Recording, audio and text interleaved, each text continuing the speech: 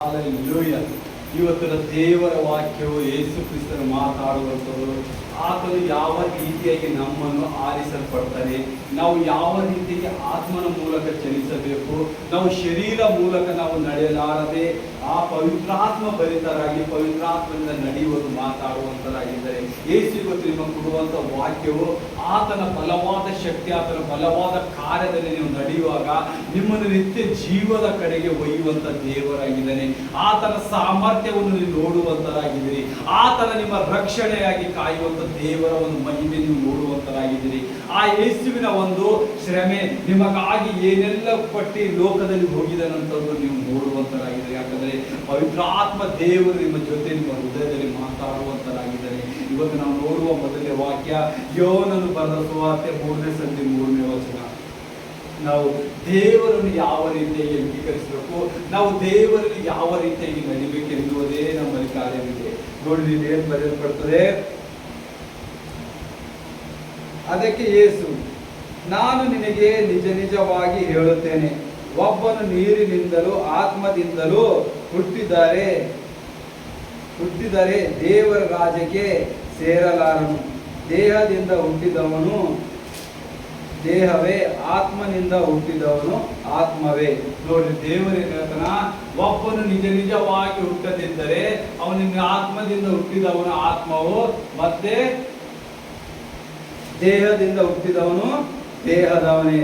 ಇಲ್ಲಿ ದೇವರು ನೀರು ಎನ್ನುವ ಪದವನ್ನು ಬಳಸಲ್ಪಟ್ಟಿದ್ದೇವೆ. ನೀರು ಅಂತ ಪದವು ಬಳಸಿದಾಗ ನಾವು ಹಳೆ ಒಡಂಬಡಿಕೆಯಲ್ಲಿ ನೋಡ್ತೇವೆ, ನೀರಿಗೆ ಪವಿತ್ರವೆಂದು ಕರೆಯಲ್ಪಡ್ತಾರೆ. ನೀರಿನ ಒಂದು ಅಭಿಷೇಕದಿಂದ ನಾವು ಏನಾಗ್ತೇವೆ, ಪವಿತ್ರರಾಗುವಂತ ಒಂದು ಅಲ್ಲಿ ಕಾರ್ಯಗಳು ನೋಡ್ತೇವೆ. ಅದಕ್ಕಾಗಿ ಆತ್ಮದಿಂದ ಚಲಿಸುವುದು ಮತ್ತು ನೀರಿನಿಂದ ಚಲಿಸುವುದು ಎರಡು ಪದಗಳು ಒಂದೇ ಆಗುತ್ತವೆ. ಆದರೆ ನಾವು ದೇಹದಿಂದ ನಡೆಯುವುದು ಅಂದರೆ ನಾವು ನಮ್ಮ ದೇಹದ ಅಭಿಲಾಷೆಗಳಿಗೆ ಒಳಗಾಗಿ ಹೋಗುವುದು. ದೇವರ ರಾಜ್ಯಕ್ಕೆ ನೀನು ಸೇರಲಾರಿರಿ. ನೀನು ಆತ್ಮದಿಂದ ಹುಟ್ಟಿದರೆ ದೇವರ ರಾಜ್ಯಕ್ಕೆ ಸೇರ್ತಿ.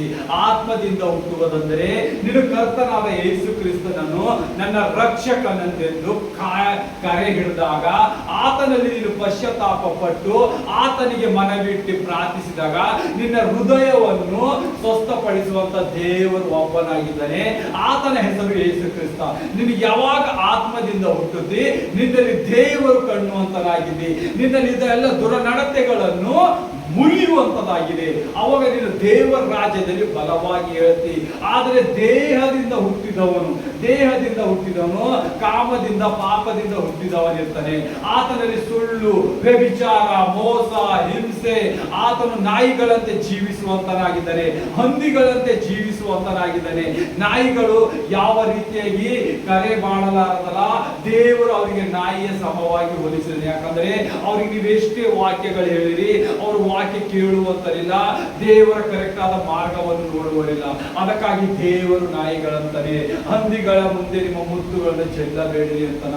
ಎಂತ ದುರಾತ್ಮನ ಕಾರ್ಯಗಳು ನೀವು ಅವರ ಮುಂದೆ ನೀವೆಷ್ಟೇ ದೇವರ ಪ್ರಸನ್ನತೆ, ದೇವರ ವಾಕ್ಯಗಳನ್ನು ಹೇಳಿದಾಗ ಅವರು ಬದಲಾಗಲರು, ಅವರು ದೇವರ ರಾಜ್ಯಕ್ಕೆ ಸೇರಲರು. ಇವರೆಲ್ಲ ಏನಾರ ಅವರೇ ಹುಟ್ಟಿದವರು, ದೇಹದಿಂದ ಹುಟ್ಟಿದವರು. ಇವರು ನೀವು ಎಷ್ಟೇ ಪ್ರೀತಿಯಿಂದ ಹೇಳ್ರಿ, ಎಷ್ಟೇ ದೀಪ ಹೋಗ್ರಿ, ದಿನ ಕೂಡ್ಸ್ಕೊಂಡು ಇವ್ರು ಟ್ಯೂಷನ್ ಹೇಳ್ರಿ, ಇವ್ರು ಕೇಳುವಂತರಿಲ್ಲ. ಯಾಕಂದ್ರೆ ಇವ್ರು ದೈಹಿಕವಾಗಿ ಕಾರ್ಯ ಮಾಡುವಂತರು. ಈ ದೈಹಿಕವಾಗಿ ಯಾರ್ಯಾರಿಗೆ ಹಿಂಸಿಸಬೇಕು, ಎಷ್ಟು ಹಣ ಸಂಪಾದಿಸಬೇಕು, ಯಾರನ್ನು ಮೋಸ ಮಾಡಬೇಕು, ಇದೇ ಮಾತಾಡ್ತಾರೆ. ಆದರೆ ನೀರಿನಿಂದ ಆತ್ಮನಿಂದ ಹುಟ್ಟಿದವನು ದೇವರ ರಾಜ್ಯಕ್ಕೆ ಸೇರುವಂತರಾಗಿದ್ದಾನೆ. ದೇವರ ರಾಜ್ಯಕ್ಕೆ ಸೇರಿದರೆ ನಿಮಗೆ ಸಾವು ಬರುವುದಿಲ್ಲ, ನಿತ್ಯ ಜೀವದಲ್ಲಿ ಬಾಧ್ಯರಾಗಿದ್ದೀರಿ. ನೀವು ದೇವರ ಸಮ್ಮುಖದಲ್ಲಿ ನೋಡುವಂತರಾಗಿದ್ದೀರಿ. ಯಾವ ಕಾರ್ಯ? ಆತ್ಮಿಕ ಲೋಕದಲ್ಲಿ, ಆತ್ಮಿಕ ಲೋಕವಾಗಿ ನೀವು ಏನೇನು ಕಾರ್ಯ ಮಾಡ್ತೀರಿ, ಯೇಸುವಿನ ಜೊತೆ ಮಾತಾಡುವಂತರು, ಯೇಸುವಿನ ಕಾರ್ಯದಲ್ಲಿ ಮುನ್ನಡಿತೀರಿ, ಸತ್ಯ ಮಾರ್ಗವನ್ನೇ ಹಿಡಿಯುವಂತರಾಗಿದ್ದೀರಿ. ಇದೇ ಆತ್ಮಿಕವಾಗಿ ಹುಟ್ಟುವುದು. ಆತ್ಮಿಕವಾಗಿ ಹುಟ್ಟಾಗ ನಿಮಗೆ ದೇವರ ಪ್ರಸನ್ನತೆ, ದೇವರ ಕಲಿಕೆ, ದೇವರ ವರಗಳಿಂದ ನೀವು ತುಂಬಲ್ಪಡ್ತಾ ಇದ್ದೀರಿ. ನೀವು ದೇವರ ವರಗಳಿಂದ ತುಂಬಿದಾಗ ಆತನು ಯಾವ ರೀತಿಯಾಗಿ ಭೂಮಿ ಬಂದ ಕಾರ್ಯ ಮಾಡದಲ್ಲ, ಅವೆಲ್ಲ ಕಾರ್ಯಗಳು ನೀವು ಮಾಡುವಂತರಾಗಿದ್ದೀರಿ. ನೋಡಿ ಪ್ರಿಯರೇ, ಎಷ್ಟು ದೇವರು ಆತ್ಮಿಕವಾಗಿ ಮಾತಾಡಿದಾನೆ. ದೇಹದಿಂದ ಹುಟ್ಟಿದವರೆಲ್ಲ ದೇಹವಾಗಿ ಇರುತ್ತಾರೆ, ದೇವರ ಅಭಿಲಾಷಗಳಿಗೆ ಮುಂದೋಗುತ್ತಾರೆ. ಆದರೆ ಆತ್ಮದಿಂದ ಹುಟ್ಟಿದವರು ಆತ್ಮನ ಪಾಲಕ ಪವಿತ್ರಾತ್ಮ ದೇವರು ಏನೇನು ನಿಮ್ಮ ಕಾರ್ಯಗಳು ನಡೆಸ್ತಾರಲ್ಲ ಆ ಕಾರ್ಯಗಳು ನಡೆಸ್ತೀರಿ. ಇವತ್ತು ನಿಮಗೆ ಒಳ್ಳೆ ಮಾತು, ಒಳ್ಳೆ ಬೋಧನೆ, ಒಳ್ಳೆ ಶಿಕ್ಷೆ ಸಿಗುವಾಗ ದೇವರಿಂದ ನಿಮ್ಮನ್ನು ಜ್ಞಾನವಂತರಾಗುತ್ತೀರಿ. ಅದೇ ದೇಹದಿಂದ ಹುಟ್ಟಿದವರು ಏನಾಗ್ತಾರ, ಅವರಾದ ಆಲೋಚನೆಗಳು, ಅವರ ಬುದ್ಧಿಶಕ್ತಿಯಿಂದ ಮಾಡುವ ಕಾರ್ಯಗಳು ಮುಂದುವರಿತವೆ. ಇಲ್ಲಿ ಯಾರ್ಯಾರು ಆತ್ಮಿಕವಾಗಿ ಜನಿಸಿದಾರಲ್ಲ ಅವರೆಲ್ಲ ಹೆಸರುಗಳು ದೊಡ್ಡ ದೊಡ್ಡ ಲಿಸ್ಟಲ್ಲಿ ಬರೆಯಲ್ಪಟ್ಟಿದೆ. ದೇವರು ಈಗಿನ ಸಮಯದಲ್ಲೂ ದೇವರು ಅಂತರನ್ನು ಆರಿಸಲ್ಪಡ್ತಾ ಇದ್ದಾನೆ. ಅದಕ್ಕಾಗಿ ನಾವು ಆತ್ಮಿಕವಾಗಿ ಜನಿಸಬೇಕು. ನಾವು ಮುಂದೆ ನೋಡ್ತೇವೆ ದೇವರು ಯಾವ ರೀತಿಯಾಗಿ ನಮ್ಮನ್ನು ಕಾರ್ಯ ಮಾಡ್ತಾನ, ನಾವು ಯಾವ ರೀತಿಯಾಗಿ ದೇವರಿಗೆ ಮುಂದೆ ಮೆಚ್ಚಿಸಬೇಕು. ನಾವು ಅದೇ ರೀತಿ ಹೋಗುವಾಗ ನಾವು ದೇವರ ಒಂದು ಸಾಮ್ಯ ರೂಪವಾಗಿ ನೋಡ್ತೇನೆ. ದೇವರು ಈ ಲೋಕದಲ್ಲಿ ಬಂದಾಗ ಆತನು ಮಾಡಿದ ಸೇವೆ ಎಷ್ಟು? 3 ವರ್ಷ 6 ತಿಂಗಳು ಮಾತ್ರ ಆತನ ಸೇವೆ ಮಾಡಿದ.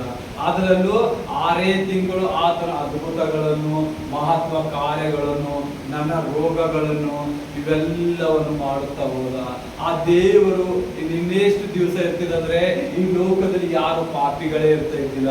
ಆದರೂ ದೇವರು ಬಂದಿದ ಒಂದು ಆ ಉದ್ದೇಶ, ದೇವರು ಸಂಪೂರ್ಣವಾಗಿ ಕರೆಯಲ್ಪಟ್ಟಿದ ಒಂದು ಯಾವ್ಯಾವ ಪ್ರೊಫೆಸಿಗಳಿದ್ದೀವಲ್ಲ ಎಲ್ಲ ಪ್ರೊಫೆಸಿಗಳು ಫುಲ್ಫಿಲ್ ಮಾಡಿದ್ದೀನಿ. ಟೋಟಲ್ ಆಗಿ ಯೇಸು 700 ಪ್ರೊಫೆಸಿಗಳನ್ನು ಫುಲ್ಫಿಲ್ ಮಾಡಿದ್ದಾನೆ. ಬಂದು ನೋಡಿ ಯೇಸುವೆ, ಆ ದೇವರು ಒಂದು ಕಾರ್ಯವನ್ನು ತಪ್ಪಾಗದೆ ಬಿಟ್ಟಿಲ್ಲ. ಎಲ್ಲ ಕಾರ್ಯಗಳು ಏನ್ ಮಾಡಿದಾರ, ಬಂದು ಫುಲ್ಫಿಲ್ಮೆಂಟ್ ಮಾಡಿದ್ದಾರೆ. ಯಾವ ಪ್ರೊಫೆಸಿಗಳು ಹಿಂದಿಟ್ಟಿದ ದೇವರು ಎಲ್ಲ ಕಾರ್ಯಗಳು ಒಂದೊಂದಾಗಿ ನಾವು ಮತ್ತಾಯ ಹಿಡ್ಕೊಂಡು ನಾವು ಪೂರ ಪ್ರಕಟಣೆ ನೋಡ್ತೇವೆ. ಎಲ್ಲ ಕಾರ್ಯಗಳು ನಾವು ಆದಿ ಕಾಂಡ ಹಿಡ್ಕೊಂಡು ಪೂರ ಲಾಸ್ಟ್ ಜಕರಿಯನ ಪುಸ್ತಕ ತನ ನೋಡ್ತೇವೆ. ಎಲ್ಲದಲ್ಲಿ ಎಲ್ಲೆಲ್ಲಿ ತರ ದೇವರ ಕಾರ್ಯವೆಲ್ಲ ಮಾಡಲ್ಪಟ್ಟಿದ್ದಾನೆ. ಯಾದಕ್ಕಾಗಿ ನಮಗಾಗಿ ರಕ್ಷಣೆ. ನಾವು ನೋಡ್ತೇವೆ ಆ ಇಸ್ರಾಯೇಲನ ಐಗುಪ್ತ ದೇಶದಿಂದ ದೇವರು ಯಾವ ರೀತಿ ಕರ್ತಂದ. ಅವರ ಮುಂದೆ ಮೇಘಸ್ತಂಭ, ಅಗ್ನಿಸ್ತಂಭ ಯಾದಕ್ಕಾಗಿ ಇಟ್ಟಿದ. ಆ ಮೇಘಸ್ತಂಭ ಅಗ್ನಿಸ್ತಂಭವನ್ನು ಇಟ್ಟುಕೊಳ್ಳುವರು ಯಾರಿದ್ದರು? ಅಗ್ನಿಸ್ತಂಭ ಮೇಘಸ್ತಂಭ ಅಂದ್ರೆ ದೇವರ ಸ್ತಂಭಗಳು. ಆ ಸ್ತಂಭದ ಮೇಲೆ ಏನಿತ್ತು? ಉರಿಯುವ ಬೆಂಕಿ. ಮೇಘಸ್ತಂಭ ಅಂದ್ರೆ ಉರಿಯುವ ಬೆಂಕಿ ಇರ್ತಿತ್ತು ಮ್ಯಾಲ. ಆ ಅಗ್ನಿಸ್ತಂಭ ಆಯ್ತು. ಮೇಘಸ್ತಂಭ ಮೇಲೆ ಏನಿರ್ತಿತ್ತು? ಕ್ಲೌಡ್ ಇರ್ತಿತ್ತು ಆಕಾಶದ. ಅದೆಲ್ಲ ನಡೆಸುವಂತದ್ದು ಯಾವ್ದಿತ್ತು? ದೇವದೂತರು. ನೋಡಿ ನಾವು ಓದ್ಬೋದು, ನೀವು ಓದ್ರಿ ವಿಮೋಚನ ಕಾಂಡದಾಗ ನೋಡ್ಬೋದು. ಅಲ್ಲಿ ದೇವರು 14ನೇ ವಚನದಲ್ಲಿ 13ನೇ ವಚನದಲ್ಲಿ ನೀವು ಸಂಧಿಯಲ್ಲಿ ಓದುವಾಗ ನಿಮ್ಗ ಪೂರ ದೇವರು ಒಂದೊಂದು ಬಿಡವಾಗಿ ನಮಗೆ ಹೇಳಿದಾನೆ. ಯಾವ ರೀತಿಯ ಇಸ್ರಾಯೇಲನ್ನು ಕರ್ಕೊಂಡು ಬಂದಿದ್ದೇನೆ, ಐಗುಪ್ತ ದೇಶದಲ್ಲಿಂದ ಇಸ್ರಾಯೇಲರ ಶಕ್ತಿ ಬಲವನ್ನು ತೋರಿಸಿ ಕರ್ಕೊಂಡ್ ಬಂದನ. ಅವರು ಇಸ್ರಾಯೇಲನ್ನು ಬಿಟ್ಟಾಗ 7 ದಿವಸ ಹಗಲು ರಾತ್ರಿ ಮೇಘಸ್ತಂಭ ಅಗ್ನಿಸ್ತಂಭದ ಮುಂದೆ ನಡೆಯುವಂತರಾಗಿದ್ದಾರೆ. 7 ದಿವಸ ಯಾರು ದಗಲಿಲ್ಲ, ಯಾರಿಗೂ ಹಸಿವೆ ಆಗಿಲ್ಲ, ಯಾರ ಕಾಲು ಕೈ ನೋಯ್ದಿಲ್ಲ. ನೋಡ್ರಿ ಎಷ್ಟು ಅದ್ಭುತ. ನೀವು ಯಾರಾದ್ರೂ ಒಂದು ತಾಸು ನಿಲ್ಲಕ್ ಆಗ್ತದ? ಆಗಲ್ಲ. ದೇವರ ಶಕ್ತಿ ಮುಂದೆ ಅದಕ್ಕಾದ್ರೂ ಸಾಧ್ಯದನ? ಯಾವುದು ಸಾಧ್ಯವಿಲ್ಲ. ದೇವರು ಏನ್ ಮಾಡ್ತಾನ? ಬಂದು ಕೆಂಪು ಸಮುದ್ರ ಮಂದಿ ಏನ್ ಮಾಡ್ತಾನ?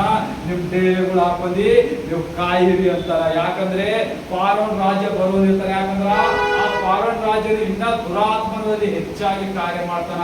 ದೇವರ ಹೃದಯ ಕಠಿಣವಾಗಿ ಮಾಡಿದಾಗ ದೇವರು ಏನ್ ಮಾಡ್ತಾನ?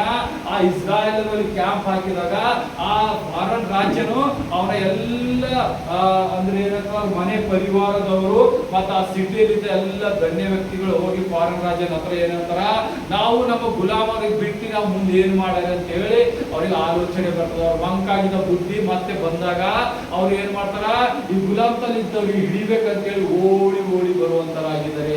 ಆಗ ಓಡಿ ಓಡಿ ಬರುವಾಗ ದೇವರ ಸನ್ನಿಧಿಯಲ್ಲಿ ಅವರು ಆ ನಂಬಿಗಸ್ತರಾಗ್ತಾರೆ. ಯಾರು? ಇಸ್ರಾಯೇಲರೇ ಆ ನಂಬಿಗಸ್ತರಾಗ್ತಾರ.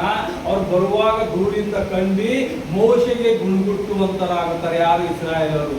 ನೋಡಿದ್ವಿ ನಾವು ಇವತ್ತು ನಮ್ಗೆ ದೇವರು ಏನಾದ್ರೂ ಅದ್ಭುತ ಕಾರ್ಯ ಮಾಡಿದರೆ ಅದಕ್ಕೆ ಜಯ ಕೀರ್ತಿ ಹೋಗ್ಬೇಕು, ಸನ್ಮಾನಿಸಬೇಕು, ದೇವರಲ್ಲಿ ಆರಾಧಿಸಬೇಕು, ಪ್ರಾರ್ಥಿಸಬೇಕು, ಆತನಿಗೆ ಸ್ತುತಿ ಸ್ತೋತ್ರಗಳು ಹೇಳ್ಬೇಕು. ಯಾಕಂದ್ರೆ ಆತ ನಮ್ಗೆ ನಮಗೆ ಉಪಕಾರ ಮಾಡಿದ್ದಾನೆ. ಆದರೆ ಇಸ್ರಾಯೇಲರು ಏನ್ ಮಾಡ್ತಾರ, ಅವ್ರಿಗೆ ಕಷ್ಟಗಳು ದುಃಖಗಳು ಬಂದಿದ ತಕ್ಷಣ ದೇವರಿಗೆ ಏನ್ ಮಾಡಕ್ ಶುರು ಮಾಡ್ತಾರ, ಹಿಂಸಿಸುವಾಗ ಮತ್ತೆ ದೇವರಿಗೆ ಅಲ್ಲಗಳೆಯುವುದು ಸ್ಟಾರ್ಟ್ ಮಾಡ್ತಾರ. ಆದರೆ ದೇವರು ನನ್ನ ಮಕ್ಕಳಂತೇಳಿ ಅವ್ರಿಗೆ ರಕ್ಷಿಸ್ತಾನ. ಅವ್ರು ಬಂದಾಗ ಏನಂತಾನ, ಮೋಶೆಗ ಜನರೆಲ್ಲರೂ ಬಂದು ಹೇಳ್ತಾರ, ನಾವು ಐಗುಪ್ತದಲ್ಲಿ ಇರೋದು ಎಷ್ಟೋ ವಾಸಿ ಇತ್ತಲ್ಲ, ಇಲ್ಲಿ ಬಂದು ನಮ್ಗೇನೋ ಅಡವಿದ ಕುಲ್ಲ ಕರ್ಕೊಂಡು ತಂದಿದಿ, ಆ ಫಾರೋನ ಸೈನ್ಯ ಐಗುಪ್ತದ ಎಲ್ಲ ಜನರು ರಥಗಳು ತಗೊಂಡು ನಮ್ಮಲ್ಲಿ ಬಂದು ದೌರ್ಜನ್ಯ ಮಾಡೋದು ಕೊಲ್ಲುವಂತಾರ ಅಂತೇಳಿ ಕೊಂಡುಬಿಡ್ತಾರ. ಆದ್ರೆ ಅವರ ನಂಬಿಕೆನೇ ಇರುವುದಿಲ್ಲ. ಮೋಶೆ ಅವರ ಸಂಗಡ 80 ವರ್ಷ ಇರ್ತಾರೆ ಟೋಟಲ್. ಆದ್ರೂ ಅಲ್ಲಿ ನಂಬಿಕೆ ಎನ್ನುವ ಮಾತೆ ಎಷ್ಟಾವಸ್ಥ ಆಗ್ತದಂದ್ರೆ, ಅಲ್ಲಿ ಕೆಡುವ ಸೈತಾನನು ಯಾರ್ಯಾರು ಸೈತಾನನ ಮಾರ್ಗದಲ್ಲಿ ಇದ್ದೀರಲ್ಲ, ದೇವರ ಮೂಲಕ ನಡೆದವರೆಲ್ಲ ಸೈತಾನನಿಗೆ ಅಡಿಗೆದ್ರು. ಇದೇ ದೇಹದಿಂದ ಹುಟ್ಟಿದವರು ಅಲ್ಲಿ ಇದ್ದಿದ್ದರು, ಆತ್ಮದಿಂದ ಹುಟ್ಟಿದವರು ಇದ್ದಿರು, ದೇವರು ಇಲ್ಲಿದ್ದು ಇದ್ದರು, ಅಲ್ಲಿ ಕಾರ್ಯ ಮಾಡಿದ್ರು. ಇದೇ ಕಾರ್ಯವಾಗಿ ನೋಡ್ತೇವೆ ನಾವು, ಅದೇ ನೋಡ್ತೇವೆ. ಮತ್ತೆ ದೇವರು ಯಾವ ರೀತಿ ಅಂಜೂರ ಗಿಡಕ ಶಾಪ ಕೊಟ್ಟರು. ಯಾಕೆ ಅಂಜೂರ ಗಿಡಕ್ಕೆ ಶಾಪ ಕೊಟ್ಟರು ಹೇಳ್ಕೊಡ್ರು ಯಾರಾದ್ರು? ಅದು ಕೊಡುವ ಫಲ ಟೈಮಿಗೆ ಫಲ ಕೊಟ್ಟಿಲ್ಲ. ದೇವರಿಗೆ ಹೆಸರೇ ಆಯ್ತದ. ದೇವರು ಬಂದಾಗ ದೂರಿಂದ ನೋಡಿ ಅದರ ಒಂದು ಎಲ್ಲ ಎಲೆಗಳು ನೋಡಿ ತುಂಬಾ ಹಸಿರಾಗ್ಯದ, ಇದು ಫಲ ಕೊಡುವಂತ ಗಿಡ ಅದಾಗ ಹೋಗಿ ತಿನ್ಬೇಕಂತ ಹೇಳಿ ದೇವರು ಹೋಗ್ತಾನ. ಆದರೆ ಅಲ್ಲಿ ಹೋದಾಗ ಆ ಗಿಡಕ್ಕೆ ಒಂದು ಕಾಯಿ ಇರೋದಿಲ್ಲ. ಆದ್ರೆ ದೇವರು ಏನ್ ಮಾಡ್ತಾನ, ಆ ಮರಕ್ಕೆ ಶಾಪಿಸುತ್ತಾನ. ಶಾಪಿಸಿದಾಗ ಅದು ಮುಂಜಾನೆ ನೋಡುವಷ್ಟರಲ್ಲಿ ಒಣಗಿ ಹೋಗುತ್ತದೆ. ಒಂದು ಬೆಳೆದಿದಂತ ಗಿಡವು ಶಾಪದಿಂದ ಒಣಗಿ ಹೋಗುತ್ತದೆ. ಯಾಕಂದ್ರೆ ದೇವರ ಕಾರ್ಯದಲ್ಲಿ ಯಾರು ದೈಹಿಕವಾಗಿರ್ತಾರಲ್ಲ, ಅದೇ ರೀತಿಯಾಗಿ ದೇವರು ಅವರನ್ನು ಬಿಟ್ಟು ಬಿಟ್ಟಾಗ ಸೈತಾನ ಏನ್ ಮಾಡ್ತಾನ, ಆ ಗಿಡ ಯಾವ ರೀತಿಯಾಗಿ ಒಣಗಿ ಹೋಗುತ್ತಲ್ಲ, ಆ ಗಿಡ ಒಣಗಿ ಹೋಗುತ್ತದೆ. ಇಲ್ಲಿ ಹಂಗಂತೇಳಿ ದೇವರು ಆ ಗಿಡಕ್ಕೆ ಕೆಟ್ಟದಂತ ಹೇಳಿದ, ಆ ಗಿಡಕ್ಕೆ ತುಂಬಾ ಪರಿಶುದ್ಧವಾದ ಇಟ್ಟಿದ್ದಾರೆ. ಆ ಅಂಜೂರ ಗಿಡದ ಹೆಸರೇ ಅದು ಏನದ, ನೀತಿವಂತ ಅಂತ ಹೇಳಿ ಕರಿಬಹುದು, ಜಯವನ್ನು ಕರಿಬಹುದು. ಈ ಫಿಗ್ ಟ್ರೀ ಏನಂತಾರ, ಅದು ಒಂದು ಸಮೃದ್ಧಿಯಾದ ಗಿಡ. ನೋಡ್ರಿ, ದೇವರದಕ್ಕೆ ಸಮೃದ್ಧಿಯಾಗಿ ಕೊಟ್ಟಿದ್ದಾನೆ. ಅಂತ ದೊಡ್ಡ ದೊಡ್ಡ ಕಾರ್ಯಗಳು ಮಾಡ್ತಾ ಶಾಂತಿದಾಯಕ ಸಮೃದ್ಧಿದಾಯಕ ಅಂತೇಳಿ ಆ ಅಂಜೂರ ಮರಕ್ಕೆ ದೇವರು ಕರೆದಿದ್ದಾನೆ. ಆದ್ರೆ ಆ ಬೈಬಲ್ ಅಲ್ಲಿ ಅದಕ್ಕೆ ಅಷ್ಟು ಮರದೇ ಕೊಟ್ಟಿದ್ದು, ದೇವರು ಯಾಕೆ ಅದನ್ನು ಬೈದಿ ಅದು ಒಣಗೋಗಿತ್ತು, ದೇವರು ಯಾಕೆ ಅದಕ್ಕನ್ನು ಶಾಪ ಕೊಟ್ಟಿದಾಗ ಅದು ಒಣಗೋಗಿತ್ತಂದರೆ, ನೀವು ಏನ್ ಮಾಡ್ತೀರಿ, ದೇವರ ಮಾರ್ಗದಲ್ಲಿ ನಡೆಯುವಂತ ಆಕ್ಟಿಂಗ್ ಮಾಡ್ತೀರಿ, ಸಭೆಗಳಲ್ಲಿ ಬರ್ತೀರಿ, ಸಭೆಯಲ್ಲಿ ತುಂಬಾ ಒಳ್ಳೆ ಒಳ್ಳೆ ರೀತಿಯಾಗಿ ಕಾಣಿಸ್ಕೊಂಡು ಬರ್ತೀರಿ, ಡ್ರೆಸ್ಸಿಂಗ್ ಮಾಡ್ತೀರಿ, ಸೈನ್ಸ್ ಬರ್ತದೆ, ಎಲ್ಲ ಇರ್ತದ. ಆದರೆ ಹೋಗುವಾಗ ಏನ್ ಮಾಡ್ತಾನ, ಯಾರು ಇನ್ನೊಬ್ಬರು ಹುಡುಗಿ ನೋಡುವಂತ ಸ್ಟಾರ್ಟ್ ಮಾಡ್ತಾನ, ಇವಾಗ ಹುಡುಗಿ ನೋಡೋ ಸ್ಟಾರ್ಟ್ ಮಾಡ್ತಾನ, ವ್ಯಭಿಚಾರಗಳು ಮಾಡ್ತಾರ. ಇಲ್ಲಿ ಒಳ್ಳೆ ಒಳ್ಳೆ ಮಾತೇಳಿ ಹೊರಗಡೆ ಹೋಗಿ ಏನ್ ಮಾಡ್ತಾರ, ಸುಳ್ಳು ಬೋಧಕರಾಗಿರ್ತಾರ, ಹೊರಗಡೆ ಹೋಗಿ ಲಂಚಕೋರಕರಾಗ್ತಾರ, ಹೊರಗಡೆ ಹೋಗಿ ಏನ್ ಮಾಡ್ತಾರ, ಇನ್ನೊಬ್ಬರನ್ನು ಕೊಲ್ಲುವಂತ ಪರಿಸ್ಥಿತಿ ಮಾಡುವಂತ ಇರ್ತಾರ. ಅದಕ್ಕೆ ದೇವರಿ ಅಂಜೂರ ಮರಕ್ಕೆ ಯಾವ ರೀತಿಯಾಗಿ ಒಣಗಿಸಿದನಲ್ಲ, ದುಷ್ಟಾತ್ಮದಲ್ಲಿ ಇರುವವರಿಗೆ ಎಲ್ಲರೂ ದೇವರು ಇದೇ ಒಂದು ಕಾರ್ಯ ಮಾಡುವಂತನಾಗಿದ್ದಾನೆ. ಅದೇ ನಾವು ನೋಡ್ತೇವೆ, ದ್ರಾಕ್ಷಿ ಬೆಳ್ಳಿ ಅದು ನೋಡ್ತೇವೆ. ನಾನು ದ್ರಾಕ್ಷಿ ಬೆಳ್ಳಿದೆ, ನನ್ನ ಕೊಂಬು ಎರಡು ಫಲ ಕೊಡಲ್ರಿ, ಅದನ್ನ ಕಡಿದು ಬೆಂಕಿಯಲ್ಲಿ ಸುಟ್ಟು ಹಾಕ್ತೀನಿ ಅಂತ ಹೇಳ್ತಾನೆ ದೇವರು. ಜಾನ್ ನಲ್ಲಿ ನೋಡ್ಬೇಕು ನಾವು, ಯೋನ ನೋಡ್ತೇವೆ. ಯೋನ ಬರದ 15 ಓದ್ರೆ ದೇವರು ಏನ್ ಹೇಳಿ ನೋಡ್ಕೊಂಡು ಉತ್ತಮವಾಗಿ ಮಾತಾಡಿದ, ಯಾವ ರೀತಿಯ ದ್ರಾಕ್ಷಿ ಬೆಳ್ಳಿಯ ಮೂಲಕ ನಮ್ಮನ್ನು ನಡೆಸುವಂತನಾಗಿದ್ದಾನೆ. ಆ ಸಾಮ್ಯ ರೂಪವಾಗಿ ದೇವರಿಂದ ತೋರಷ್ಟು ಮಾತಾಡಿದ್ದಾನೆ. ಅದೇ ಕಾರ್ಯ ನೋಡ್ಬೇಕು. ತೆಗಿರಿ ನೀವು ಯೋನ 15:15.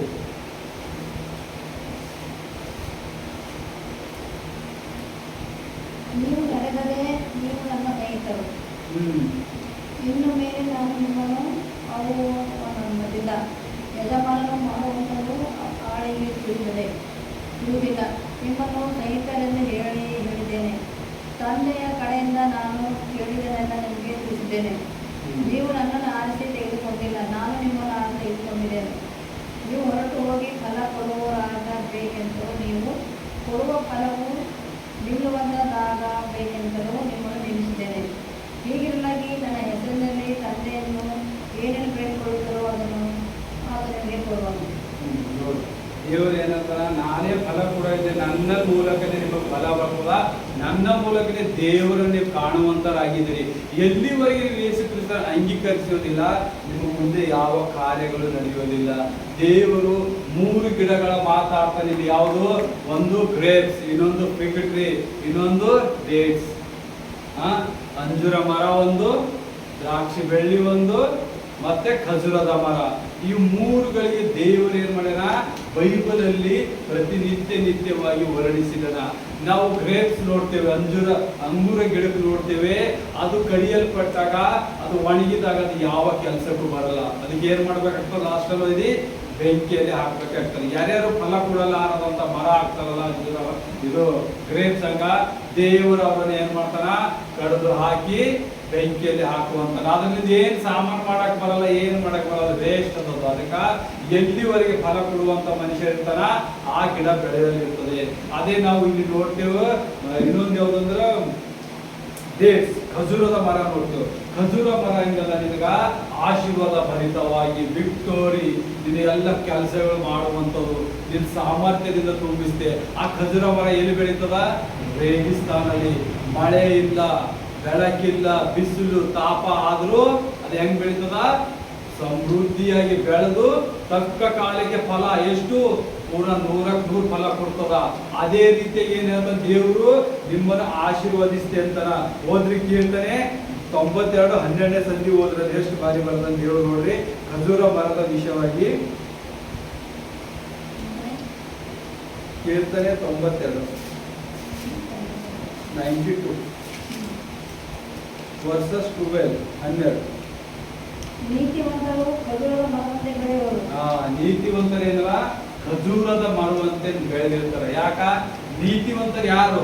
ದೇವರ ಭಯ ಭಕ್ತಿಯಲ್ಲಿರುವವರು, ದೇವರ ಯಜ್ಞ ಮೇಲೆ ನಡೆಯೋರು, ದೇವರ ಆತ್ಮನಿಂದ ಹುಟ್ಟಿದವರು, ದೇವರ ನಿಜವಾದ ದೇವರು. ಆತನ ಏನ್ ಮಾಡ್ತಾನ, ಖಜೂರದ ಮರದಂತೆ. ಖಜೂರದ ಮರ ಹೆಂಗಿರ್ತದ, ಅದು ನೀರಿರಲ್ಲಂದ್ರೂ ಬೆಳೆಯುವಂತದಾಗಿದೆ. ಅಷ್ಟು ಆಶೀರ್ವಾದ, ಅಷ್ಟು ಆತನ ಪ್ರೊಟೆಕ್ಷನ್ ಮಾಡುವಂತದಾಗಿದೆ. ಇಸ್ರಾಯೇಲ್ ಅವರು 40 ವರ್ಷ ಏನ ಆ ಮರಳು ಕಾಡಿನಲ್ಲಿ ಓಡಾಡ್ತಾರಲ್ಲ, ದೇವರು ಖಜೂರದ ಮರದ ಹಾಗೆ ಅವರನ್ನು ಕಾಯುವಂತನಾಗಿದ್ದಾನೆ. ಖಜೂರ ಮರದ ಖಜೂರು ತಿನ್ನಿಸಿ ಆ ದೇವರು ಆತನು ಮುಂದೊಯ್ದ. ಯಾಕಂದ್ರೆ ಅವರು ರೇಗಿಸ್ತಾನ, ಉರಿಯುವ ಬೆಂಕಿ ಏನ್ ಮಾಡ್ದ ದೇವರು ಹೆಂಗಾಯ್ದ, ಅಗ್ನಿಸ್ತಂಭ ಮೇಘಸ್ತಂಭ. ರಾತ್ರಿ ಏನ್ ಮಾಡ್ತಿದ, ಅಗ್ನಿಸ್ತಂಭ ರೆಡಿ ಮಾಡ್ತಿದ್, ಮುಂಜಾನೆ ಮೇಘಸ್ತಂಭ. ಯಾಕಾಗಿ? ಮುಂಜಾನೆ ಕಾಣ್ಬೋದು ಕಣ್ಣಾಗಿ, ಆದ್ರೆ ಬಿಸಿಲಿಗೆ ಯಾರಿಗೆ ನಿಲ್ಲಕ್ಕಾಗ. 10 ನಿಮಿಷ ಯಾರ ಬಿಸಿಲಾಗಿ ನಿಲ್ಸಕ್ಸ್ತೀರಿ, ಆಗಲ್ಲ. ಹಗಲು ರಾತ್ರಿ ನಡಿಬೇಕು. ಯಾಕ? ಅವ್ರ ಕಾನನ್ ದೇಶಕ್ಕೆ ಮುಟ್ಟಬೇಕು. ದೇವರು ವಾಗ್ದಾನ ಮಾಡಿದ ಯಾರಿಗೆ? ಅಬ್ರಾಹ್ಮನಿಗೆ ವಾಗ್ದಾನ ಮಾಡಿದ, ನಿನ್ನ ಸಂತಾನವೇನಿತ್ತು ಆಕಾಶದ ನಕ್ಷತ್ರಕ್ಕಿಂತ ಕೆಳಗಿನ ಉಸುಬಿಕ್ಕಿಂತ ಹೆಚ್ಚು ಮಾಡ್ತೆ ಅಂತಾನ. ಅವ್ರ ಕಾನನ್ ದೇಶದಿಂದ ಬರುವಾಗ ಎಷ್ಟಿರ್ತಾರ? 70 ಮಂದಿ ಇರ್ತಾರೆ. ಎಲ್ಲಿಗೆ? ಈಜಿಪ್ಟಿಗೆ ಬಂದಾಗ, ಯಾವಾಗ ಬರಗಾಲ ಬಂದಾಗ. ಆದರೆ 70 ಮಂದಿ ಯೇಸಪ್ಪನ ಮಕ್ಕಳು 2 ಅಂದ್ರೆ 72 ಮಂದಿ ಇರ್ತಾರ. ಅದೇ 400 ವರ್ಷದಾಗ ಏನಾಗ್ತಾರ? 20,000 ಜನರಾಗ್ತಾರ. ನೋಡು, 400 ವರ್ಷದಾಗ 24 ಜನರಾಗ್ತಾರ. ಆದ್ರೆ ಅಲ್ಲಿಂದ ಅವ್ರು ಮತ್ತೆ ಕಾನಾನ್ ದೇಶಕ್ಕೆ ಹೋಗೋದ್ರೊಳಗೆ 40 ಲಕ್ಷ ಆಗ್ತಾರೆ. ದೇವ್ರು ನೋಡಿದ್ರೆ ಅಭಿವೃದ್ಧಿ ಮೇಲೆ ಅಭಿವೃದ್ಧಿ. 40 ಲಕ್ಷದಲ್ಲಿ ಒಂದು ಜನಸಂಖ್ಯೆ ಮುಗಿಸಿ ಮತ್ತೊಂದು ಜನಸಂಖ್ಯೆ 2ರಷ್ಟು ಮಾಡಿದ ದೇವರು. ಅಂತ ಅಭಿವೃದ್ಧಿ ಆಗ. ಇವತ್ತು ನಿಮ್ ಜೀವಿತದಲ್ಲಿ ಏನಾದ್ರೂ ಕಷ್ಟ ಆಗಲಿ, ದುಃಖವಾಗಲಿ, ನಷ್ಟವಾಗಲಿ, ರೋಗವಾಗಲಿ, ದೇವರೇ ನೀನು ಆ ಐಗುಪ್ತರನ್ನು ಯಾವ ರೀತಿಯಿಂದ ಆ ಬಿಟ್ಟಿ ಕೆಲಸ ಮಾಡುವ ಆ ಗುಲಾಮತನದಿಂದ ಹೊರಗೆ ತಂದಿದಿ, ನನಗೆ ರೋಗದಿಂದ, ಈ ಸಾಲದಿಂದ, ಈ ಒಂದೊಂದು ಮಾಟ ಮಂತ್ರ ಕಾರ್ಯದಿಂದ ನನಗೆ ಹೊರಗ್ತ. ನನ್ನ ಮಗ ಕುಡುಕತನದ ಹೋಗ್ಯಾನ, ನೀ ಆ ಇಸ್ರಾಯೇಲರಿಗೆ ಹೆಂಗ್ ಕಾಯ್ದಿದಿ, ಇಸ್ರಾಯೇಲರಿಗೆ ಯಾವ ರೀತಿಯ ಗೈಡ್ ಮಾಡಿದಿ, ಅದೇ ಗೈಡ್ ಬೇಕು. ನನ್ನ ಮನೆ ಮೇಲೆ ರಕ್ಷಣೆ ಇಲ್ಲ, ನನ್ನ ಮಕ್ಕಳ ಮೇಲೆ ರಕ್ಷಣೆ ಇಲ್ಲ. ನೀ ಯಾವ ರೀತಿಯಾಗಿ ದೇವದೂತರನ್ನು ನೀನು ಅಗ್ನಿಸ್ತಂಭ ಮೇಘಸ್ತಂಭ ಇಕ್ಕಿ ದಾರಿ ತೋರಿಸಿದಲ್ಲ, ನನ್ನ ಮಕ್ಕಳಿಗೆ ದಾರಿ ತೋರಿಸು, ಅವ್ರಿಗೆ ಬಿಸಿನೆಸ್ ಮಾಡುವಂತ ಕಾರ್ಯ ತೋರಿಸು, ಅವ್ರಿಗೆ ಜಾಬ್ ಮಾಡುವಂತ ಕಾರ್ಯ ತೋರಿಸು, ಒಳ್ಳೆ ಮಾರ್ಗದಲ್ಲಿ ಓದುವಂತ ಕಾರ್ಯ ತೋರಿಸುವಂತ ನೀವು ಬಾಯಿ ತೆರೆದು ಅದಕ್ಕೆ ಮಾಡಿದಾಗ ಅವಾಗ ನಿಮ್ಮ ಕಾರ್ಯವನ್ನು ದೇವರು ನೋಡುವಂತನಾಗಿದ್ದಾನೆ. ಅವತ್ತು ಇದ್ದಿದ್ದ ದೇವರು ಇವತ್ತು ನಿಮ್ಮಲ್ಲಿ ಕಾರ್ಯ ಮಾಡುವಂತನಾಗಿದ್ದಾನೆ. ನಿಮ್ಮ ಅಭಿಷೇಕ ಬೇಕಾಗಿಲ್ಲ, ದೇವರಿಗೆ ನಿಮ್ಮ ಉಪವಾಸ ಬೇಕಾಗಿಲ್ಲ, ನಿಮ್ಮ ಯಜ್ಞಗಳು ಬೇಕಾಗಿಲ್ಲ, ನೀವು ಬರೆಗಾಲಿಂದ ನಡ್ಕೊತ ಹೋಗೋದು ಬೇಕಾಗಿಲ್ಲ. ದೇವರಿಗೆ ಏನ್ ಬೇಕು? ನಿಮ್ಮ ಹೃದಯ ಯೇಸುವನ್ನು ಪಶ್ಚಾತ್ತಾಪ ಪಡಬೇಕು. ಯೇಸುವೆ ಸರ್ವಶಕ್ತನ ಅಂತ ಹೇಳಿ ಆತನಲ್ಲಿ ಅರಿಕೆ ಮಾಡಿದಾಗ ಮಾತ್ರ ನಿಮ್ಮ ಎಲ್ಲ ಕಷ್ಟಗಳು ನೀಗುವಂತದಾಗಿದೆ. ಯೇಸುವೆ, ನನ್ನ ಮನೆಗೆ ಸಾಲ ಹೋಗ ಉಂಟದ, ಯೇಸುವೆ ನಾ ಎಷ್ಟೆಲ್ಲ ಪ್ರಾರ್ಥನೆ ಮಾಡತ್ತಿದೆ, ಸಾಲ ಮೇಲೆ ಸಾಲ ಬರ್ಲತ್ತದ, ನಮ್ಮ ಮನೆಗೆ ₹1 ಉಂಟದ, ನಮ್ಮ ಮಕ್ಕಳು ಓದ ಹುಟ್ಟವ, ನನ್ನ ಮಗ ಕೊಂಡು ಹೊಡೆಯಳತನ, ನನ್ನ ಗಂಡ ಕೆಲಸ ಮಾಡಲ್ಲ. ಯಾಕೆ ಮಾಡ್ತಾ ಇಲ್ಲ? ನೀನು ದಿನ ಬಾಯಿಂದ ಅದೇ ಹೇಳ್ತಾ ಇದ್ದೀವಿ, ಅದೇ ಹೇಳ್ತಿದ್ದಿ. ಯಾವಾಗ ನೀ ಅದೆಲ್ಲ ಬಿಟ್ಟಿ, ಯೇಸುವೆ ಇವತ್ತು ನನ್ನ ಮಗನಿಗೆ ನಿಟ್ಟುಕ್ ಮಾಡು, ನಿನ್ನ ರಕ್ತದಿಂದ ನಾನು ನಂಬುತ್ತೆ ಅಂತ ಹೇಳಿಲ್ಲ. ಯೇಸುವೆ ನನ್ನ ಗಂಡ ಕೆಲಸ ಮಾಡ್ಸಂಗ್ ಹೇಳು ಅಂತ ಪ್ರಾರ್ಥಿಸಿರಿ. ಆಸ್ತಿಸಿಲ್ಲ ಯಾರು ಯೇಸುವೆ ಇವತ್ತು ನನ್ನ ಮನೆಗೆ ಇಷ್ಟು ಸಾಲ ಬರ್ಲತ್ತದ, ಈ ಸಾಲ ಯಾವ ದುಷ್ಟಾತ್ಮ ಬರ್ಲತ್ತದ ಅದಕ್ಕೆ ನಿನಗೆ ಗದರಿಸ್ತೆ ಯೇಸು ಕ್ರಿಸ್ತನ ಅಂತ ಯಾರು ಹೇಳತ್ತಿಲ್ಲ. ಆದ್ರ ದೇವ್ರೇ ನಮ್ಮ ಮನೆಯ ಕಷ್ಟ ಅದ, ನಮ್ಮ ಮನೆಯ ಸಾಲ ಅದ, ನನ್ನ ಮಗ ಕುಡ್ಕತನ ಮಾಡತಾನ, ನನ್ನ ಗಾಡಿ ಕೆಲಸ ಮಾಡದ ಉಳಿಯತಾನ, ನನ್ನ ಮಕ್ಕಳು ಓದ್ತಾ ಇಲ್ಲ, ನನ್ನ ಮಕ್ಕಳಿಗೆ ಕೆಲಸ ಇಲ್ಲ, ಬಿಸ್ನೆಸ್ ಅಲ್ಲಿ ಲಾಸ್ ಲಾಸ್. ಯಾಕ? ದೇವರಿಗೆ ನೀವು ಮೊದಲನೇ ಸ್ಥಾನ ಕೊಟ್ಟಿಲ್ಲ. ನಿಮ್ಮ ದೇವರಾದ ಯೆಹೋವನನ್ನು ಪೂರ್ಣ ಪ್ರಾಣದಿಂದ, ಪೂರ್ಣ ಪ್ರೀತಿಯಿಂದ, ಪೂರ್ಣ ಶ್ರದ್ಧೆಯಿಂದ ನೀವು ಆತನಿಗೆ ಏನು ಮಾಡಬೇಕು? ಪ್ರೀತಿಸಬೇಕು. ಆಗ ದೇವರು ನಿಮ್ಮನ್ನು ಪ್ರೀತಿಸುವಂತನಾಗಿದ್ದಾನೆ. ನೀವು ದೇವರನ್ನೇ ಅಂಗೀಕರಿಸಿಲ್ಲ, ಆತನ ಮಾರ್ಗದಲ್ಲಿ ನಡೆದಿಲ್ಲಂದ್ರ ನಿಮಗೆ ಯಾವ ರೀತಿಯಾಗಿ ರಕ್ಷಣೆ ಬರುತ್ತದೆ? ನೀವು ಸೈತಾನ ಮಕ್ಕಳಾಗಿ ನೀವು ಇಲ್ಲದಾರದ ಕಾರ್ಯಗಳು ಮಾಡ್ಕೊತಾ ಹೋದಾಗ ನಿಮ್ಮ ಮನೆಗೆ ರಕ್ಷಣೆ ಹೆಂಗ್ ಬರ್ತದ? ಅಂಧಕಾರ ಶಕ್ತಿನೇ ಮುಟ್ಟಲ್ಪಡ್ತದ. ಎಲ್ಲಿ ದೇವರ ಪ್ರಾರ್ಥನೆ, ದೇವರ ಆರಾಧನೆ ಇರುವುದಿಲ್ಲ, ಅಲ್ಲಿ ದೇವರು ವಾಸ ಮಾಡುವುದಿಲ್ಲ, ಸೈತಾನನು ವಾಸ ಮಾಡ್ತಾನೆ. ನಿಮಗೆ ನಿತ್ಯ ನಿತ್ಯ ನಿತ್ಯ ಹಿಂಸಿಸುತ್ತದೆ. ಅದೇ ನೀವು ದೇವರಲ್ಲಿ ಆರಾಧಿಸುತ್ತಾ ಪ್ರಾರ್ಥನೆಯಲ್ಲಿ ಮಾಡಿರಿ, ದುರಾತ್ಮ ನಿಮ್ಮ ಕಾಡುವಾಗ ಬಂದಾಗ ದೇವರು ನಿಂತು ನಿಮ್ಮ ಜೊತೆ ಯುದ್ಧ ಮಾಡುವಂತನಾಗಿದ್ದಾನೆ. ನಿಮ್ಮ ಮನೆ ಬಾಗಿಲ ಮುಂದೆ ಯಾವ ದುಷ್ಟಾತ್ಮನು ಬರೋದಿಲ್ಲ, ನಿಮ್ಮ ಮನೆ ಮುಂದ್ಗಡೆ ಯಾವ ಮಾಟ ಮಂತ್ರವೂ ಬರೋದಿಲ್ಲ. ಯಾಕಂದ್ರೆ ಆತನು ಕಾಯುವಂತ ನಿಮ್ಮ ಮನೆ ಮೇಲೆ ಆ ಅಗ್ನಿಸ್ತಂಭ, ಮೇಘ ಸ್ತಂಭವನ್ನು ನಿಲ್ಲಿಸುವಂತನಾಗಿದ್ದಾನೆ. Amen, hallelujah. ನೋಡ್ರಿ, ನೀವು ಎಲ್ಲಿವರೆಗೆ ನಿಮ್ಮ ಹರಿಕೆಗಳು, ನಿಮ್ಮ ಬಾಯಿಯಿಂದ ಆಡುವ ಮಾತಿಗೆ ನೀವು ಮರೆದೇ ಕೊಡಬೇಕು. ನೀವು ದಿನನಿತ್ಯ ಇವತ್ತು ಮಾರ್ನಿಂಗ್ ಎದ್ದು ಪ್ರಾರ್ಥನೆ ಮಾಡಿ ದೇವರ ಸನ್ನಿಧಿಗೆ ಹೋಗಿ ಪ್ರಾರ್ಥನೆ ಮಾಡಿರಿ, ಮತ್ತೆ ಪ್ರಾರ್ಥನೆ ಮುಗ್ದಿಸ್ತಾನ ಬಾಯಿಂದ ಗಲೀಜು ಮಾತಾಡತ್ತೀರಿ, ಆ ಬಾಯಿಂದ ಇನ್ನೊಬ್ಬರಿಗೆ ಕೇರ್ ಮಾಡ್ತಾ ಇದ್ದೀರಿ, ಆ ಬಾಯಿಂದ ಇನ್ನೊಬ್ಬರಿಗೆ ಸುಳ್ಳು ಸಾಕ್ಷಿ ಹೇಳತ್ತೀರಿ, ಆ ಬಾಯಿಂದ ಇನ್ನೊಬ್ಬರ ಹತ್ಯೆ ಮಾಡತ್ತೀರಿ. ನಿನಗೆ ಯಾವ ರೀತಿಯಾಗಿ ನಿನ್ನ ಪ್ರಾರ್ಥನೆ ಕೇಳಲ್ಪಡ್ತದ? ಕೇಳಲ್ಪಡುವುದಿಲ್ಲ. ನೀ ಆ ಬಾಯಿಂದ ದೇವರ ಮಾರ್ಗ, ದೇವರ ಸತ್ಯತೆ, ದೇವರ ನಿಜವಾದ ದೇವರಂತೆ ಅಂಗೀಕರಿಸಿ, ನನಗೆ ದೇವರೇ ಇವತ್ತು ಊಟ ಇಲ್ಲ, ನೀವು ಊಟ ಕೊಡುವಂತನಾಗಿದ್ದಿ, ನನ್ನ ಉಡುವಾಗ ಬಟ್ಟೆ ಇಲ್ಲ, ನನ್ನ ಬಟ್ಟೆ ಕೊಡುವನಾಗಿದ್ದಿ. ದೇವರು ಆಲ್ರೆಡಿ ಬರ್ದಿದ್ದಾನೆ ಮತ್ತಾಯನಲ್ಲಿ, ನೀನು ಊಟಕ್ಕಾಗಿ ಚಿಂತಿಸಬೇಡ, ಉಡುಪಿಗಾಗಿ ಚಿಂತಿಸಬೇಡ, ಕಾಗಿಗೆ ನೋಡು, ಹದ್ದಿಗೆ ನೋಡು, ಪ್ರಾಣಿ ಪಕ್ಷಿಗಳು ನೋಡು, ಅವು ಕುಣಿಸ್ತಾನೆ ಇಲ್ಲ, ಆ ಹೂಗಳಿಗೆ ನೋಡು, ಅವ್ ಹೆಂಗ ಉಕ್ಕಿ ಹದ್ದಿ ಬೆಳಿಲತ್ತವ ಅಂತ ಹೇಳ್ತಾನೆ ದೇವರು. ಅದಕ್ಕಾಗಿ ಉಳ್ಳಕ್ಕೆ ಏನ್ ಬೇಕು, ತಿನ್ನಕ್ಕೆ ಏನ್ ಬೇಕಂತ ಈ ಲೋಕ ಜನರು ಖಾಲಿ ಇದೆ ಕೇಳ್ತಾ ಇದ್ದಾರೆ. ಆದ್ರೆ ನಿನ್ನ ರಾಜ್ಯಕ್ಕ, ನಿನ್ನ ಮಾರ್ಗಕ್ಕ, ನಿನ್ನ ನಿತ್ಯ ಜೀವ ಹೆಂಗ್ ಪಡಿಬೇಕು, ನಿನ್ನ ಪರಲೋಕ ರಾಜ್ಯಕ್ಕೆ ಹೆಂಗ್ ಹೋಗ್ಬೇಕು ದೇವ್ರೆ ಅಂತೇಳಿ ಯಾರು ಕೇಳೋದಿಲ್ಲ. ಎಲ್ಲರಿಗೂ ಏನಾಗ್ಯದ? ನಾಶನದ ಮಾರ್ಗಕ್ಕೆ ಹೋಗುವಂತೆ ಇಷ್ಟವಾಗಿದೆ, ದೇವರ ಮಾರ್ಗಕ್ಕೆ ಹೋಗುವುದಕ್ಕೆ ಯಾರಿಗೂ ಇಷ್ಟ ಇಲ್ಲ. ನೋಡುವಾಗ ಇಷ್ಟೆಲ್ಲ ಕಾರ್ಯಗಳು ನೋಡುವಾಗ ದೇವರು ಎಲ್ಲಿದ್ದಾನೆ?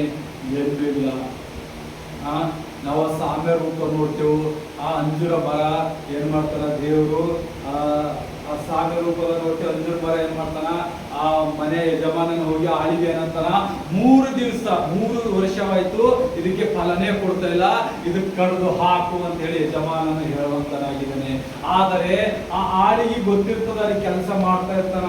ಆ ಕೆಲಸ ಮಾಡಿದ್ರೆ ಆಳು ಏನಂತಾನ, ಗಣಿ ನನಗೆ 1 ವರ್ಷ ಟೈಮ್ ಕೊಡು, ಬರ ಈ ವರ್ಷ ತನ ಇದಕ್ಕೆ ಫಲ ಸಿಗಲಿಲ್ಲ ಅಂದ್ರೆ ನೀನ್ ಹೇಳಿದಂಗೆ ಮಾಡರಿ ಅಂತ ಹೇಳ್ತಾನ. ಅದಕ್ಕ ನೋಡಿರಿ ಇಲ್ಲಿ ಅದು ಏನ್ ಮಾಡ್ತದ, 3 ವರ್ಷ ಫಲ ಸಿಕ್ಕಿಲ್ಲ ಅಂತ ಹೇಳಿ ಅದಕ್ಕ ಯಜಮಾನನು ಕಡಿಯುವಂತ ಪರಿಸ್ಥಿತಿಯಲ್ಲಿ ಇರ್ತಾನೆ. ಆದ್ರೆ ಆ ಆಳಿಗೆ ಗೊತ್ತಿರ್ತದ, ಆ ಕೆಲಸ ಮಾಡೋ ಆಳಿಗೆ ಇದಕ್ಕೆ ಏನೇನು ಪ್ರೋಟೀನ್ ಬೇಕು, ಏನು ವಿಟಮಿನ್ ಬೇಕು, ಇದಕ್ಕೆ ಎಷ್ಟು ನೀರ್ ಹಾಕಬೇಕು, ಯಾವ ರೀತಿ ಬೆಳೆದ್ರೆ ಫಲ ಕೊಡ್ತದ ಅಂತ ಹೇಳಿ 1 ವರ್ಷದ ಟೈಮ್ ತಗೋತಾನ. ತಗೊಂಡು ಏನ್ ಮಾಡ್ತಾನ, ಅದು 1 ವರ್ಷದಲ್ಲಿ ಅದು ಫಲ ಕೊಡುವಂತೆ ಮಾಡ್ತಾನೆ. ಅದೇ ಆ ದೇವರು, ಸರ್ವಶಕ್ತನಾದ ದೇವರು ಆ ಯಜಮಾನನಾಗಿದ್ದಾನೆ. ಆ ಆಳೆ ಯೇಸು ಕ್ರಿಸ್ತನಾಗಿದ್ದಾನೆ. ಆ ಮರವೇ ನಾವಾಗಿದ್ದೇವೆ. ಆ ಮರ ನಾವು ಫಲ ಕುಡಿಲಿಲ್ಲ ಅಂದ್ರೆ ಏನ್ ಮಾಡ್ತಾನ, ದೇವರು ಕಡ್ದು ಹಾಕುವಂತನಾಗಿದ್ದಾನೆ. ಆದರೆ ಆಳು ಏನ್ ಮಾಡ್ತಾನ, ಇದು ಕುಣಿಸಿ ತಿನಿಸಿ ಇದಕ್ಕೇನು ವಿಟಮಿನ್ ಬೇಕು ಎಲ್ಲ ಕೊಡ್ತಾನ. ಅದೇ ದೇವರನ್ನು, ಯೇಸುವನ್ನು ನಾವು ಹೃದಯದಲ್ಲಿ ಆರಿಸಿಕೊಂಡು ಆತನ ವಾಕ್ಯದ ಮೇಲೆ ನಡೆದಿ, ಯೇಸು ನಮಗಾಗಿ ಬಂದನ, ಆತ ನಮ್ಮ ರಕ್ಷಕನು, ನಾವು ಆತನ ನಿತ್ಯ ಮಾರ್ಗದಲ್ಲಿ ನಡಿಬೇಕಂದಾಗ ನೀವು ಆ ಮಂಜೂರ ಗಿಡ ಯಾವ ರೀತಿಯಾಗಿ ಫಲ ಕೊಡ್ತಲ್ಲ, ನಾವು ಫಲ ಕೊಡ್ತೇವೆ. ನಾವು ದೇವರ ರಾಜ್ಯಕ್ಕೆ ನಡಿಬೇಕಾದ್ರೆ ನಾವು ಪ್ರಾರ್ಥನೆ ಮಾಡಿ ಮನೇಲಿ ಕೂಡುವುದಲ್ಲ, ನಾವು ವಾಕ್ಯಗಳು ಹೇಳಿ ಮನೇಲಿ ಕೂಡುವುದಲ್ಲ. ನಿನ್ನ ಜೊತೆಗಾರನಾಗಿದ್ದವರಿಗೆ ನೀನು ವಾಕ್ಯ ಹೇಳಬೇಕು, ದೇವರ ಬಗ್ಗೆ ಬಗ್ಗೆ ನೀನು ಹೇಳ್ಬೇಕು, ಇದು ನಿಜವಾದ ಕ್ರಿಸ್ತನ, ಇದು ನಿಜವಾದ ಮಾರ್ಗ ಅಲ್ಲ, ನೀವು ಮಾಡುವುದು ಕೆಟ್ಟ ಕೆಲಸ ಅಲ್ಲ, ಇದರಲ್ಲಿ ಯಾವ ಸಮೃದ್ಧಿ ನಿಗೆ ಸಿಗಲ್ಲ ಅಂತ ಹೇಳಿ ನೀ ಇನ್ನೊಬ್ಬರನ್ನು ಪ್ರೋತ್ಸಾಹಿಸಬೇಕು. ನಿನ್ನ ಹೆಸರು ಜೀವ ಬಾಧ ಪಟ್ಟಿಯಲ್ಲಿ ಬರೆಯಲ್ಪಡ್ತಾನೆ ದೇವರು. ನೀವು ಎಷ್ಟೆಲ್ಲ ಒಣಗೋಗಿದ ಗಿಡಗಳಲ್ಲಿ ಹೋಗಿ ನಿಂತು ಬೆರ್ತದ, ನೀವು ಎಷ್ಟೆಲ್ಲ ಜನರು, ಎಷ್ಟೇ ಫ್ರೆಂಡ್ ಆಗಲಿ, ಎಷ್ಟೇ ದೋಸ್ತರಾಗ್ಲಿ, ಯಾರೇ ಕುಟುಂಬರಾಗ್ಲಿ, ಯಾರೇ ನಿಮ್ಮ ಫ್ಯಾಮಿಲಿ ಮೆಂಬರ್ ಆಗಲಿ, ಅವರೆಲ್ಲರಿಗೂ ಏನಾರ ಗೊತ್ತು, ಫಲ ಕೊಡದ ಅಂಜೂರದ ಮರನೇ ಹರ ಎಲ್ಲರೂ. ಲೋಕದಾಗ ಎಲ್ಲರೂ ಫಲ ಕೊಡಲ್ಲ ಅಂಜೂರ ಮರದೇ ಅಲ್ಲ.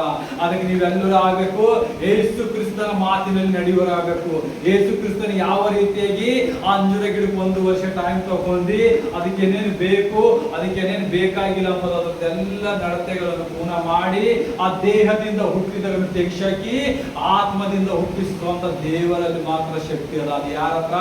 ಯೇಸು ಕ್ರಿಸ್ತನ ಸರ್ವದಲ್ಲಿ ಮಾತ್ರ ಶಕ್ತಿ ಅದ.